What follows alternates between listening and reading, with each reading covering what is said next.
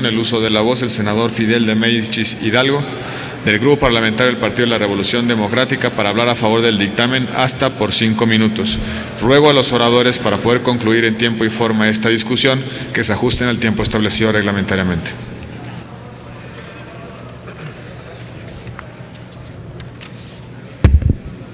Muchas gracias, con su venia, compañero presidente, compañeros senadores, compañeras senadoras.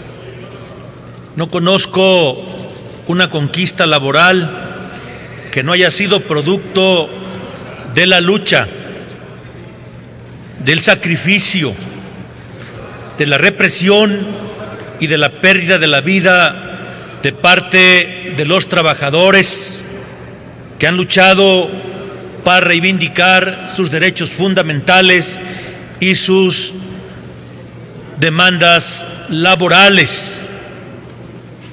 Este debate, sin duda que en un momento veremos de qué está hecho este Senado, porque vamos a proponer un artículo 10º transitorio en donde podemos revisar si efectivamente queremos que el salario mínimo general alcance para lo que dice la Constitución, o efectivamente es demagogia pura lo que aquí se está discutiendo.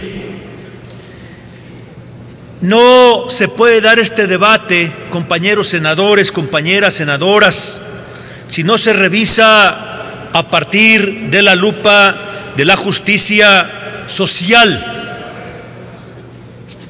Sin duda que el salario mínimo vigente, como se encuentra ahora, es un verdadero atentado en contra de los derechos fundamentales de las mexicanas y de los mexicanos. Más de 10 millones de nuestros compatriotas hoy tienen que vivir con el salario mínimo o con menos del salario mínimo. Por eso los datos de la CEPAL son contundentes y escalofriantes. Más de la mitad de la población de este país se encuentra en algún nivel de pobreza. Más de 30 millones de nuestros compatriotas se debaten entre la sobrevivencia al tener la pobreza alimentaria, es decir, alcanzan a hacer cuando mucho una comida al día. De esos 30 millones, el 30% son niños, es decir, más de 10 millones de nuestros infantes se debaten en la sobrevivencia por el problema de la desnutrición.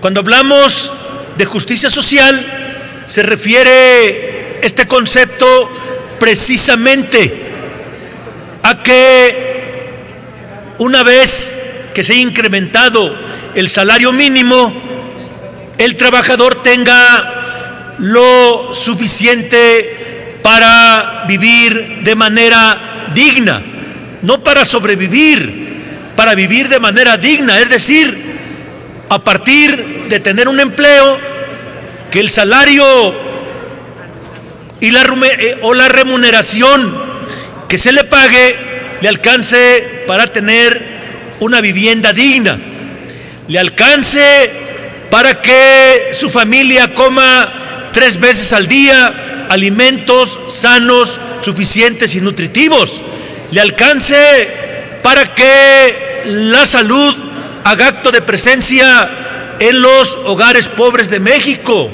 le alcance para que tenga un rato de distracción como parte del descanso merecido.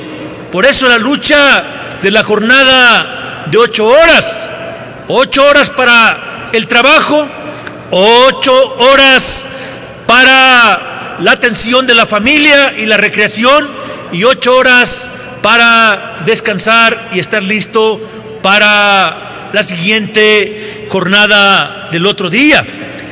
Cuando hablamos de justicia social nos referimos al hecho de que los derechos humanos, es decir, los derechos fundamentales, sean respetados.